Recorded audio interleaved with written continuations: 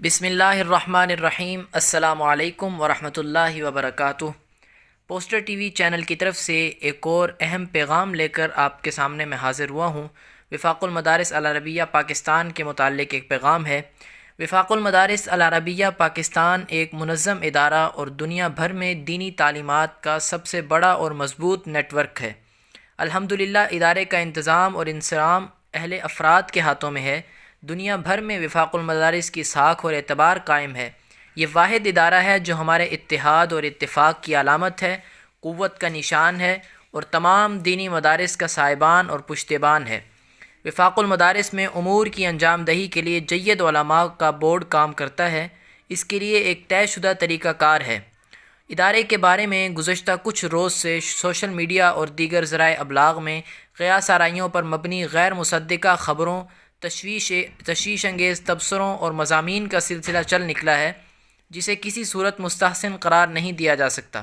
جو لوگ ایسا کر رہے ہیں وہ دراصل جانے انجانے میں وفاق المدارس جیسے عظیم الشان ادارے کو کمزور کرنے کی کوشش کر رہے ہیں۔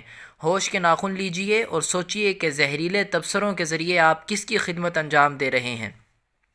وفاق المدارس العربیہ پاکستان کے حوالے سے کسی کو تشویش نہیں ہونی چاہیے۔ وفاق المدارس انشاءاللہ اپنی دیرینہ روایات کے مطابق مدارس اور مساجد کے تحفظ اور دفاع کا فریضہ انجام دیتا رہے گا۔ سالانہ امتحانات کے سلسلے میں داخلے جاری ہیں اور ہر سال کی طرح اس سال بھی انشاءاللہ حسب روایت منظم انداز میں امتحانات ہوں گے۔ دینی مدارس کے طلباء اور اساتذہ کو چاہیے کہ کسی قسم کے منفی تبصروں پر دھیان نہ دیں اور مکمل اطمینان کے ساتھ تعلیم و تدریس کا سلسلہ جاری رکھیں۔ وفاق المدارس العربیہ پاکستان کا لاہور میں منعقد ہونے والا اجلاس بعض ناگزیر وجوہات کی بنا پر منسوخ کیا گیا ہے، مگر اس میں تشویش کا کوئی ایسا پہلو نہیں جسے ایشو بنا کر سوشل میڈیا اور دیگر ذرائع پر اچھالا جائے۔ صحافتی حلقوں سے تعلق رکھنے والے دوستوں سے بھی گزارش ہے کہ وہ ادارہ وفاق المدارس العربیہ پاکستان کے متعلق غیر مصدقہ خبریں چلانے یا مضامین اور سٹوریز شائع کرنے سے گریز کریں۔